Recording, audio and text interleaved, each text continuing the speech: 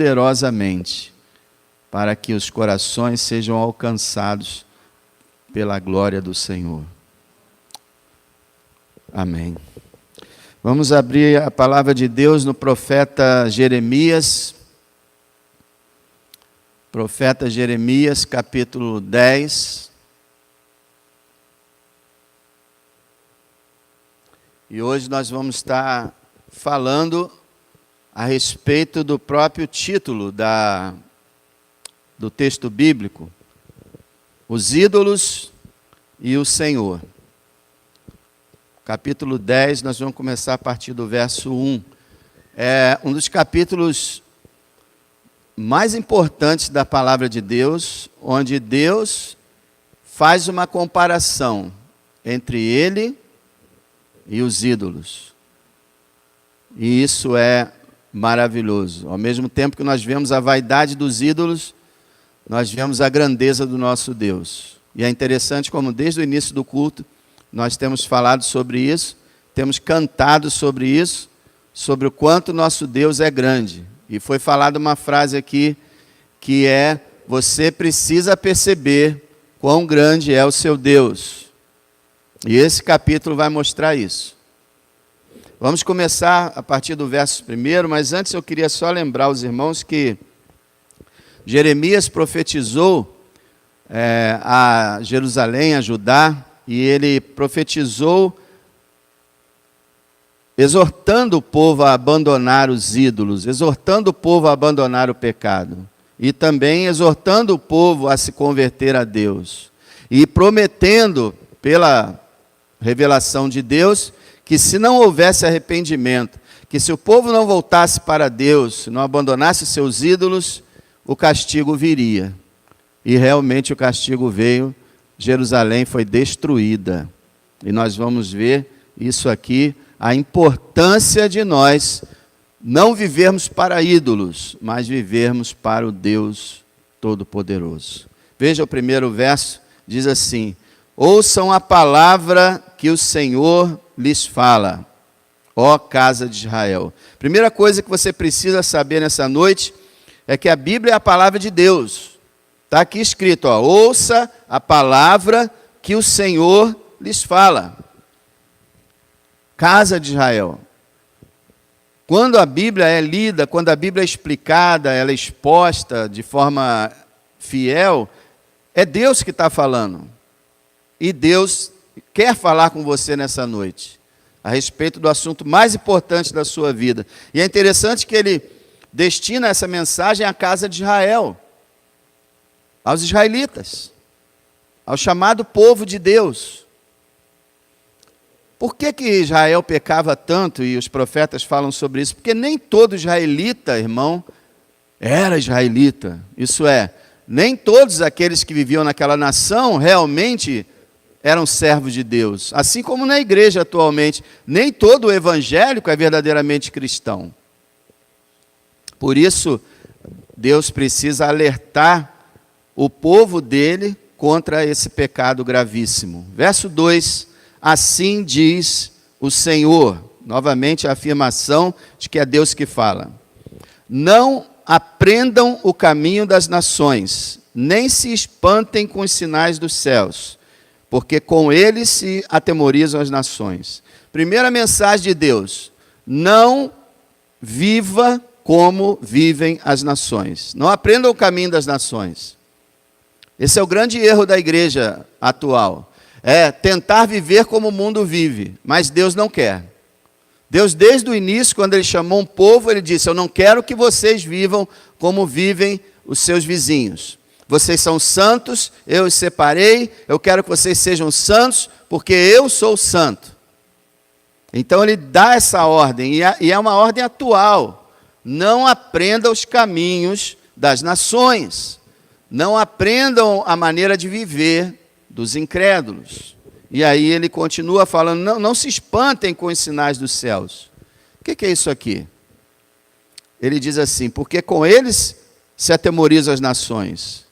Isso aqui é o seguinte, os sinais dos céus pode ser uma explosão no sol, pode ser uma eclipse, um cometa passando, um meteoro, um fenômeno lunar, qualquer coisa que envolve o céu, sempre chamou muita atenção do ser humano, porque o ser humano, infelizmente, adora, muitos, né, adoram o sol, adoram a lua, adoram as estrelas. As pessoas que seguem o horóscopo, sem saber, estão atribuindo às estrelas e aos planetas algo que não lhes pertence.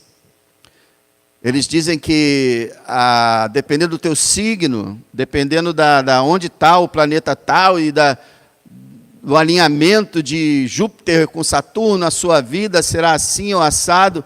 Isso não é verdade. Então, eles se assustavam com os sinais dos céus, e ele diz ao seu povo: olha, não se assustem com isso, não se guiem por isso, não se importem com o céu em si. E ele continua, verso 3, porque os costumes dos povos são vaidade. Quero que você entenda que vaidade aqui não significa amor à beleza. Normalmente, quando se pensa em vaidade, pensa em alguém no espelho, se ajeitando, se arrumando todo, para parecer extremamente belo. Não, vaidade na Bíblia não quer dizer isso. Vaidade na Bíblia quer dizer algo vazio, algo inútil, algo ineficaz, oco, sem valor. Então, quando fala vaidade de vaidades, tudo é vaidade, o que está dizendo é que todas as obras do ser humano não têm valor para realmente trazer bem a sua alma. Então, ele diz: os costumes dos povos são vaidade, pois cortam do bosque um madeiro, um pedaço de madeira, né? Obra das mãos do artífice, com machado. Está dizendo que a pessoa vai lá com um machado, corta um pedaço de madeira da árvore. Verso 4, com prata e com ouro o enfeitam, com pregos e com martelos o firmam para que se não mova. Aqui é uma ironia, tá? Aqui há uma certa zombaria, porque Deus está querendo mostrar o quão inútil é a idolatria. Então ele fala de uma pessoa que pega um pedaço de madeira morta e que envolve com prata, com ouro, e que chega a prender aquela imagem na parede para que ela não caia. Olha só a incapacidade dessa imagem. E aí ele fala no verso 5, são como a palmeira, obra torneada, mas não podem falar. As imagens, né, os ídolos, não podem falar, necessitam de quem os leve, porquanto não podem andar. Não tenham receio deles, pois não podem fazer mal, nem tampouco têm poder de fazer o bem.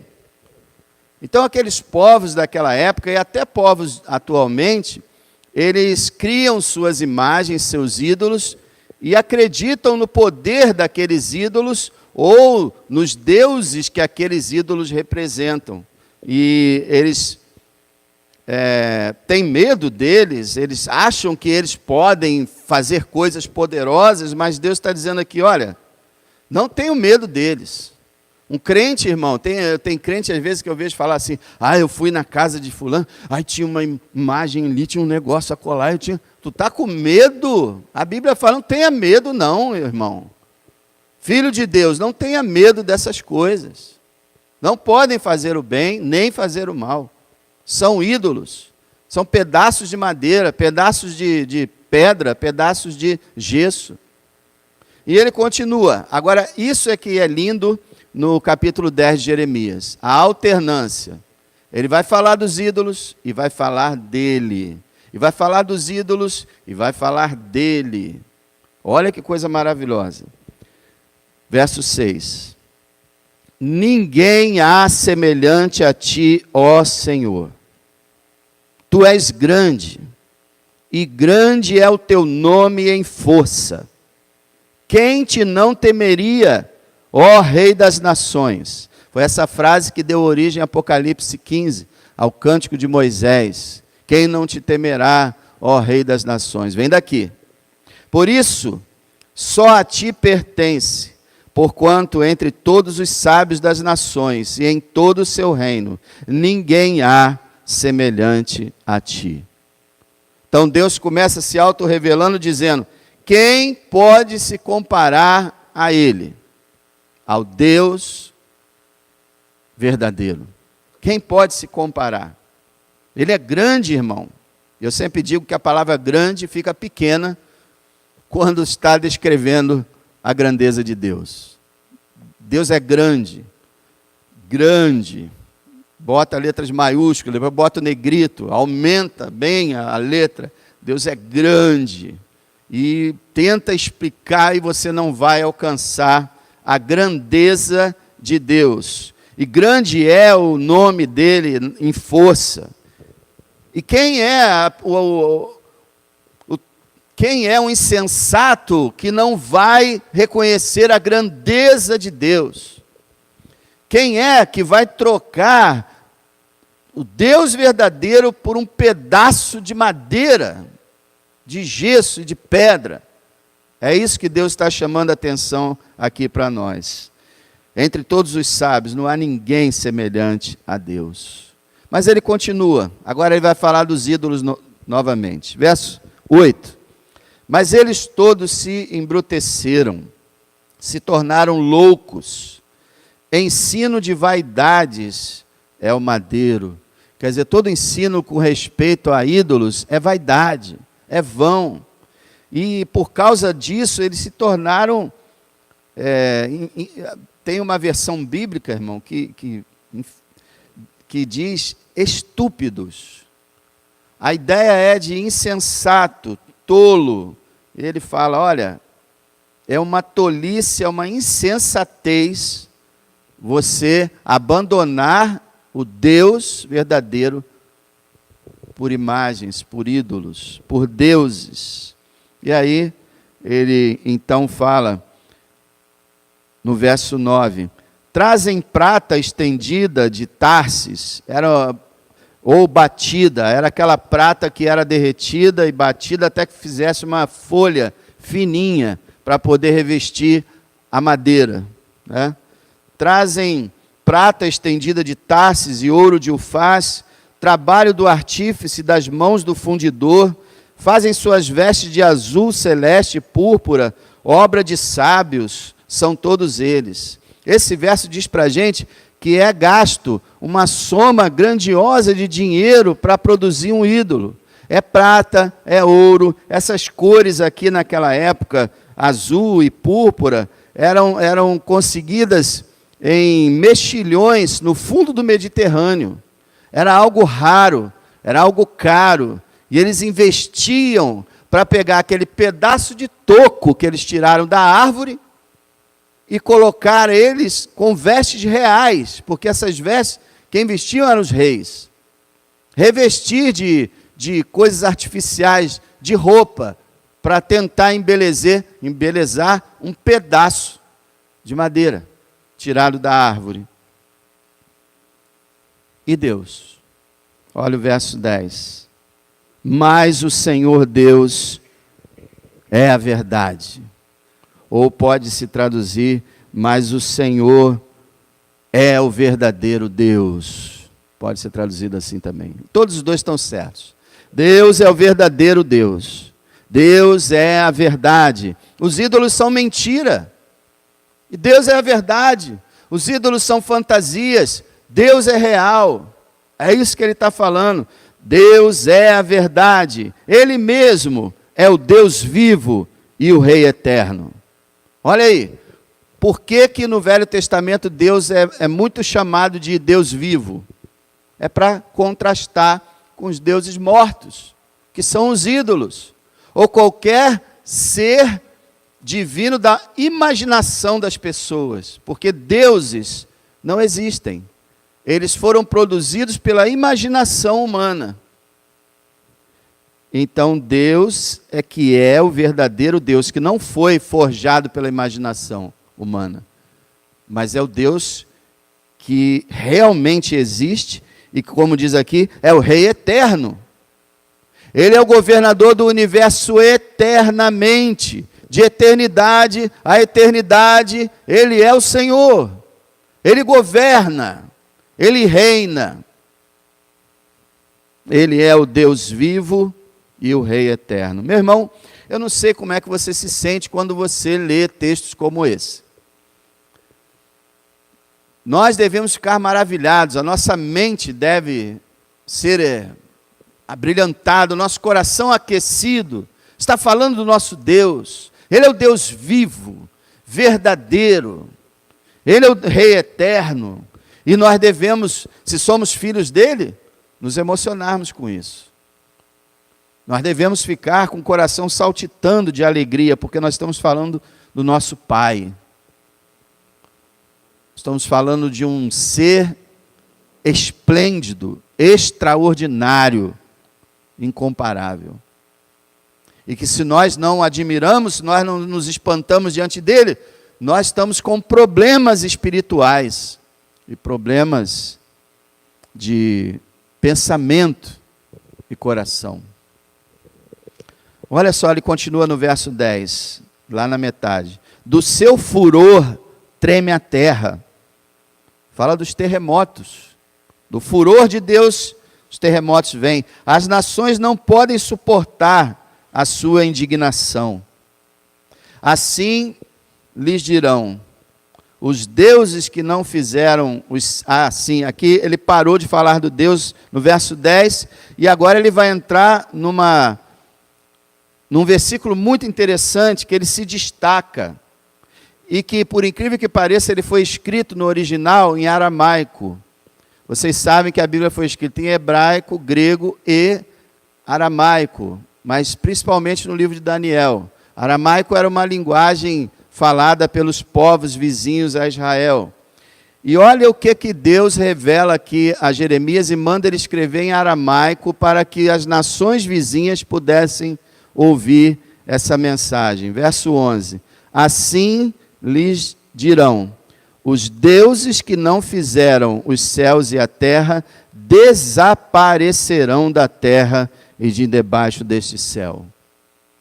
Deus vai limpar o universo desses falsos deuses, desses ídolos, desses nomes que são honrados e adorados. E não são deuses que criaram os céus e a terra. Não. São deuses mentirosos, falsos, que foram criados realmente pelo homem. E Deus, quando Cristo voltar, vai retirar tudo isso da terra. Haverá novos céus e nova terra onde habita a justiça. E nesse novo céu e nova terra não haverá idolatria. Somente Deus será adorado. Aí ele torna de volta ao hebraico. E ele agora vai de novo falar dele próprio. Olha lá o verso 12. Ele fez a terra pelo seu poder. Ele estabeleceu o mundo por sua sabedoria.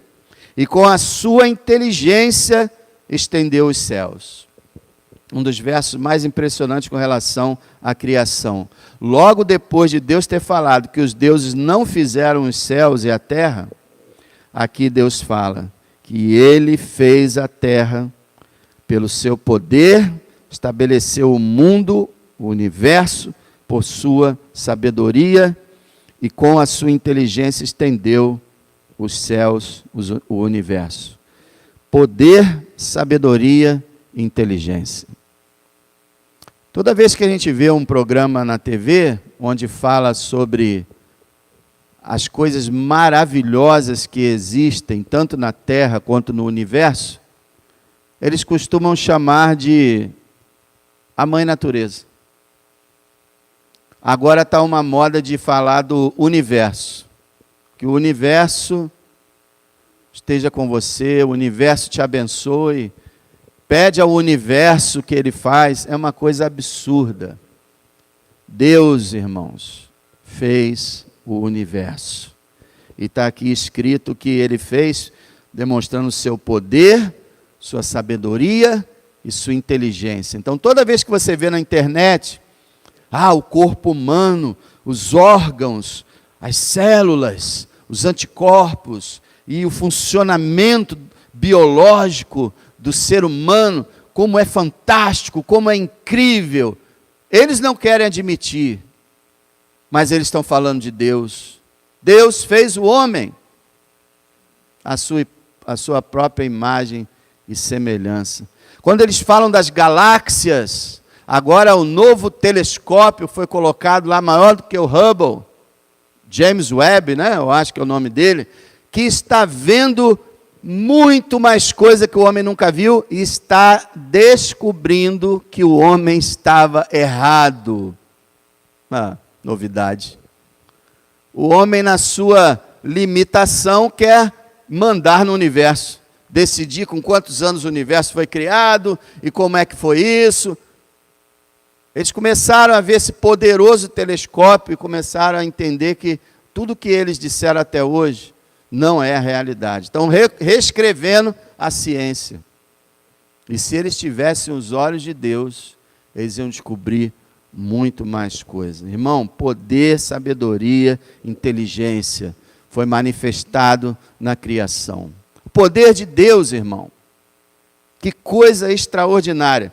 Eu perdi assim o número exato, mas existe uma estatística de que se um computador conseguir contar milhões de estrelas em cada segundo, se eu não me engano é 6 milhões de estrelas por segundo, uma coisa assim, sabe quanto tempo ele iria levar para contar todas as estrelas do universo?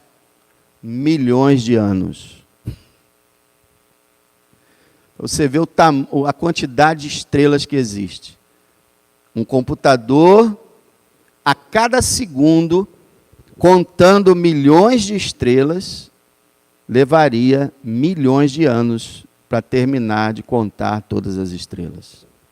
Os cientistas já concordam que o número de estrelas no universo é parecido com o número de grãos de areia na Terra. Imagina uma coisa dessa. Não é os grãos de areia de uma praia, não. Os grãos de areia de todo o planeta. É o número de estrelas. Aí você olha, eu olho para o céu, não vejo nada. É lógico que não vê nada, é a poluição, são as luzes. Agora vai para uma cidade distante, vai para o interior de algum estado, que você vai olhar para o céu e vai ficar impressionado. As estrelas ainda estão lá. É uma coisa absurda, irmão. Tudo que Deus fez e demonstrou sua sabedoria, seu poder e sua inteligência. Alguns dizem assim, como é que pode um universo tão grande não ter habitantes em outros planetas? Isso não faz sentido. Então, o que significa o universo? Só tem ser na Terra e mais nada. Para que ele existe? Meus irmãos, Deus, como um artista, mostrou a sua sabedoria, a sua inteligência, o seu poder, dando para nós uma criação incalculável. Assim como Deus é eterno, o universo não pode ser contado pelo ser humano, não pode ser visualizado. Deus está simplesmente como um artista pintando um quadro. O universo é um quadro pintado por Deus. Mostrar o seu talento, sua capacidade, sua sabedoria. Olha para a criação, meus irmãos. Foi Ele que fez. E fez assim, ó.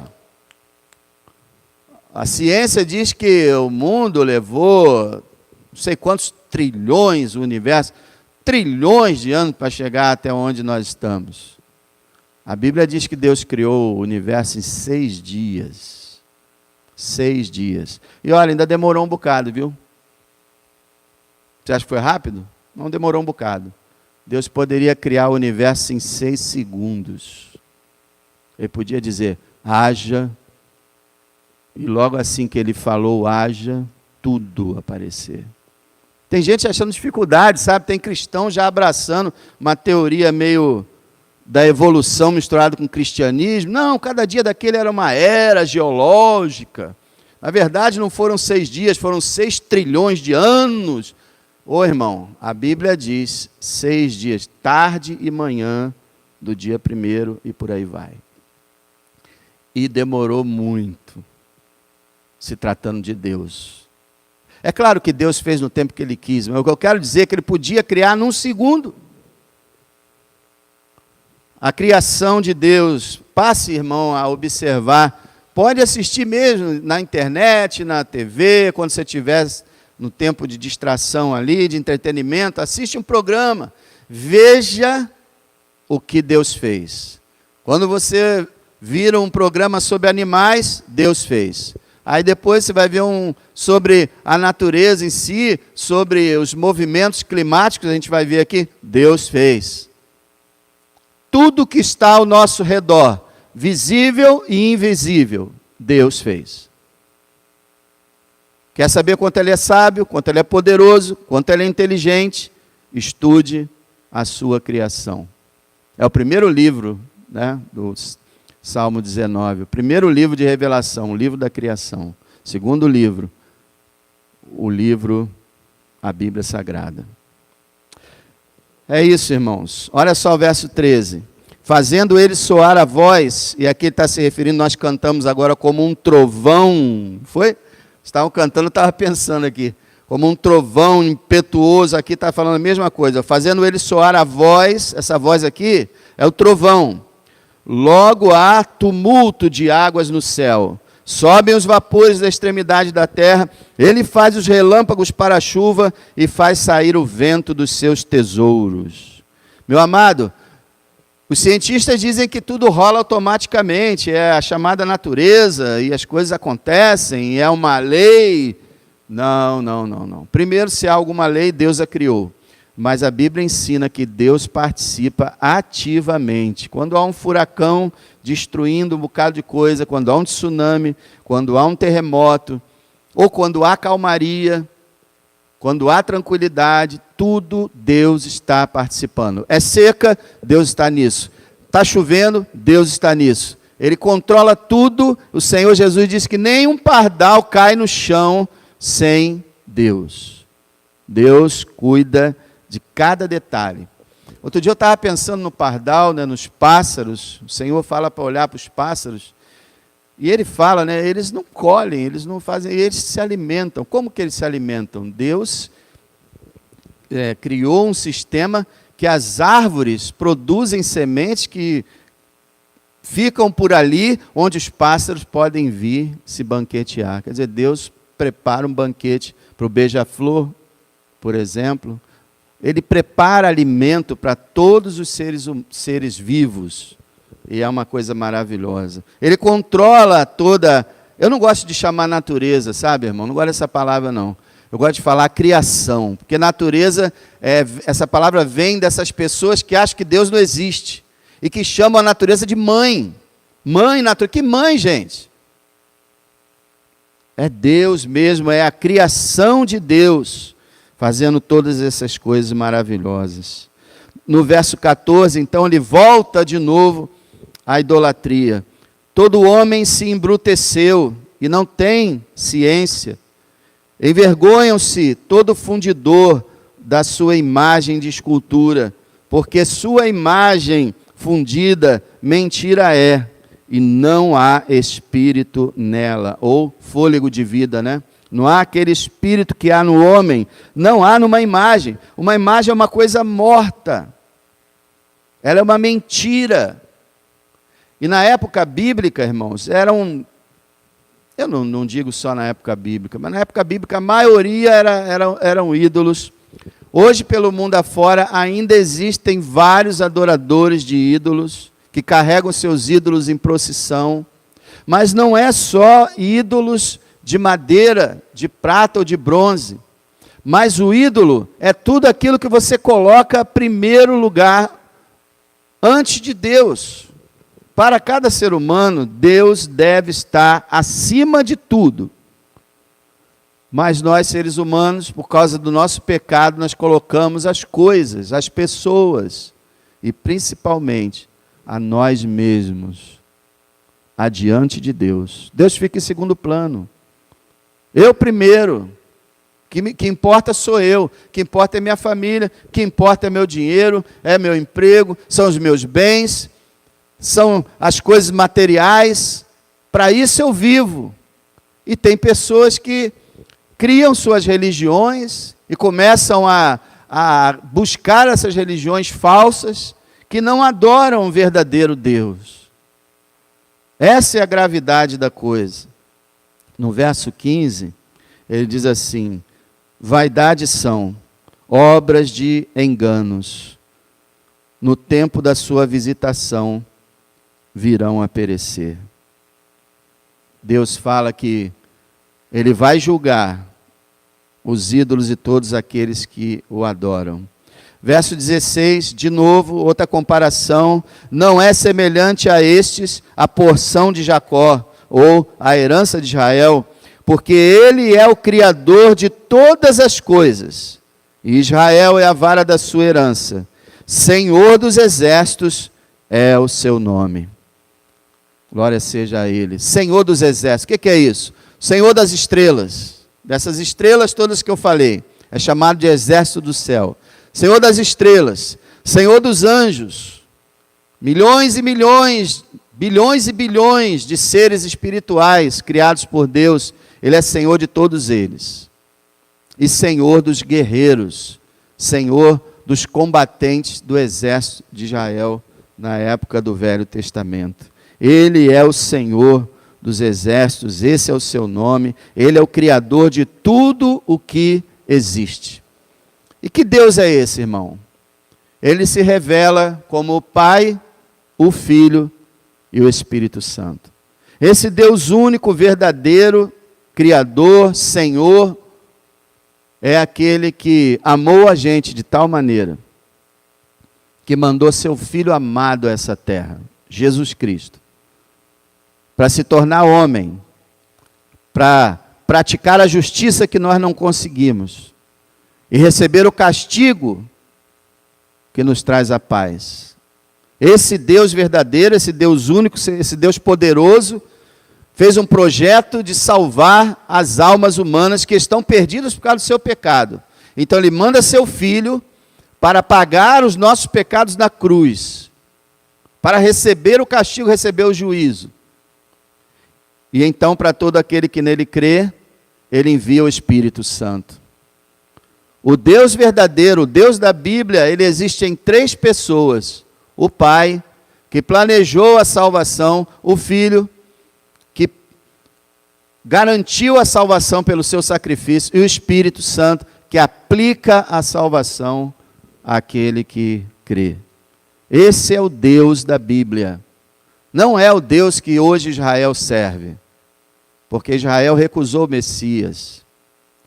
Israel diz que Jesus é um impostor. Israel ainda está esperando o Messias, que já veio. Então, meus amados, o Israel de hoje é a igreja de Deus.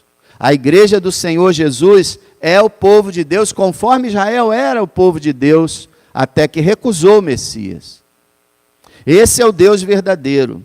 Do verso 18 até o final do capítulo, não vou ler agora, fala do castigo de Deus, do juízo de Deus sobre Jerusalém, sobre Judá, por Judá ter deixado Deus vivo e adorado deuses falsos. Então Deus permitiu que Nabucodonosor, rei da Babilônia, viesse com o seu exército e quase praticamente dizimasse Jerusalém. Uma tristeza. E sabe o que Deus estava mostrando? O que ele disse aqui em vários textos. Ele vai julgar todo aquele que põe a sua fé em deuses falsos, em religiões falsas, e busca uma salvação que não existe. Em vez de adorar o Deus Espírito, o Deus eterno, o Deus vivo, o Deus autoexistente, adoram uma imagem de pedra, de madeira, de gesso ou de ouro, que tem que ser carregada. Como diz o Salmo 115, que tem boca, mas não fala, tem ouvidos, mas não ouve, tem pernas, mas não anda. É por isso que aqui fala que isso é uma incoerência, isso é uma loucura. Mas eu quero dizer para você que, infelizmente, isso é praticado até mesmo por uma seção daqueles que afirmam ser cristãos, daqueles que dizem que são a igreja verdadeira. E eles transformaram os deuses do Velho Testamento nos santos do Novo Testamento. E fizeram suas imagens. E estão confiando nelas. Enquanto o Deus verdadeiro está sendo deixado de lado. Isso é um pecado gravíssimo e será punido por Deus. A idolatria. É muito interessante que João está escrevendo à igreja, na sua primeira carta, no capítulo 5, último versículo, ele diz: filhinhos, guardai-vos dos ídolos. Que coisa interessante, né? João está dizendo que existe uma possibilidade dos filhos de Deus se envolverem com ídolos. E aí eu quero dizer para você, não são as imagens, não são nomes outros quaisquer, mas é aquilo que eu falei. São seus bens, são seu estudo, seu trabalho, sua família. Tem gente que fala, né? Mais importante é a família. Não, meu amado, mais importante é Deus. Deus. Deus é o mais importante. Segundo a família. Nada é mais importante do que Deus. Nunca diga uma coisa dessa. Você que é cristão, nunca afirme isso. O mundo afirma muito isso. Mais importante é a família. Não, mais importante é Deus. Tanto que Jesus disse que se fosse preciso, um homem teria que rejeitar a sua própria família para segui-lo. Porque ter Cristo é ter o que há de mais importante, a salvação da sua alma. Então você é crente, e o resto da tua família toda não quer ser crente, e quer proibir você de ser crente, e quer proibir você de ir para a igreja, aí você vai e ouve a sua família? Não. Por mais que nós amemos a família, que nós amemos nossos irmãos, que nós amemos até as pessoas desse mundo, mas Deus tem que estar no topo. Ele deve ser o Senhor da nossa vida. Se por alguma razão, eu e você, não temos dado tudo a Ele, como a irmã mencionou agora, se nós não temos dado toda a adoração, se nós não temos amado Ele de todo o nosso coração, se nós temos retido aquilo que é dEle, é porque nós estamos cultivando e adorando ídolos.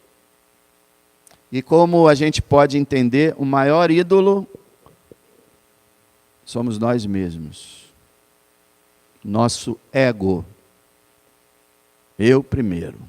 Aquele ditado, né? Farinha pouca, meu pirão primeiro. Quero o que é o meu.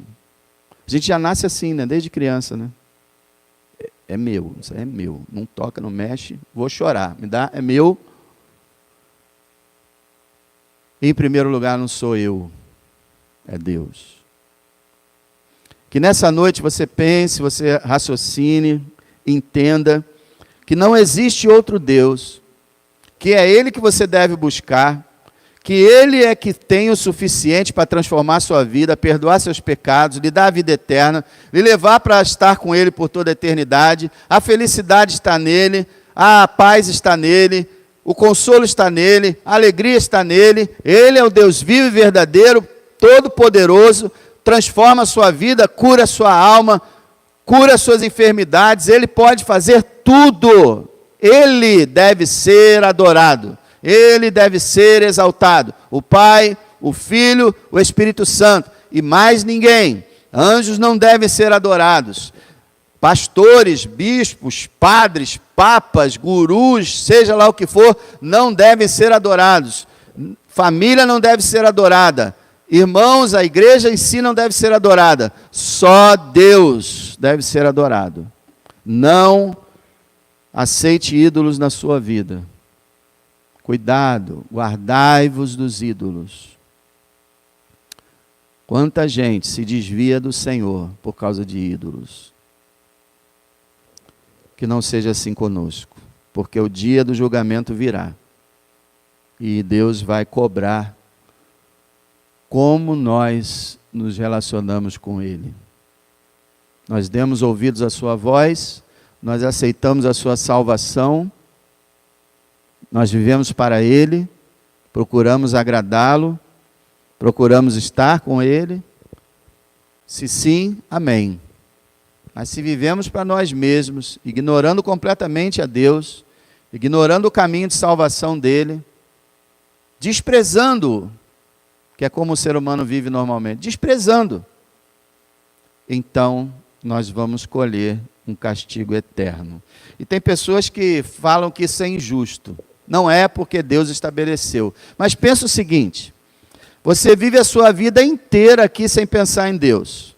Você escolhe fazer tudo o que você quer fazer sem consultar Deus. Você não tem interesse em orar, não tem interesse em ler a Bíblia, não tem interesse em vir à igreja, nem de buscar a Deus. E quando você morre, você quer entrar no céu? Para quê? O que você vai fazer lá? Deus é que é o rei lá. O trabalho no céu é adorar a Deus, esse Deus que você nunca quis. Então Deus dá, diz a Bíblia, a cada um segundo as suas obras. Você quer Deus? Busque-o agora.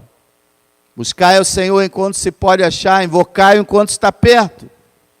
Deixe o homem maligno seus pensamentos e o ímpio seus pecados. Se converta ao Senhor, torne para o nosso Deus, porque grandioso é em perdoar. Venha para Ele agora, peça perdão, entregue sua vida, e Ele o receberá. Jesus disse uma vez: aquele que vem a mim, de maneira nenhuma o lançarei fora. Cristo nunca vai rejeitar você se você vier a Ele.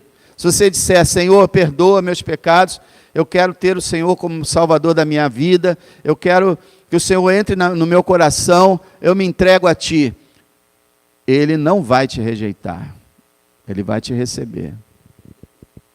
Agora, se você não se importa,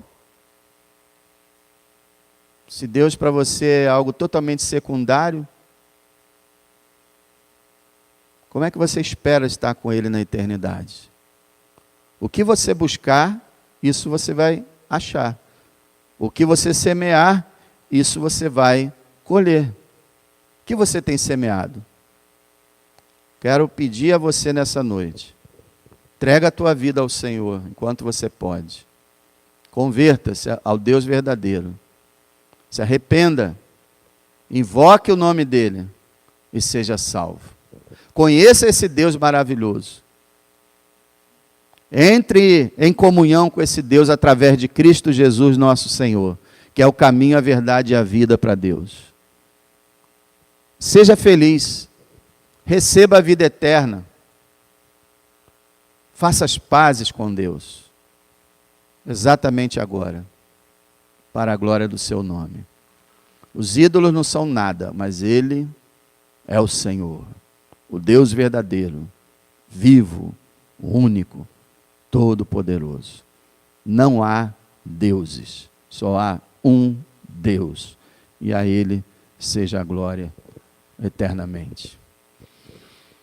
Pai, nós rogamos a Ti que cada um de nós aqui neste lugar possa se prostrar diante de Ti e o adorar e o confessar.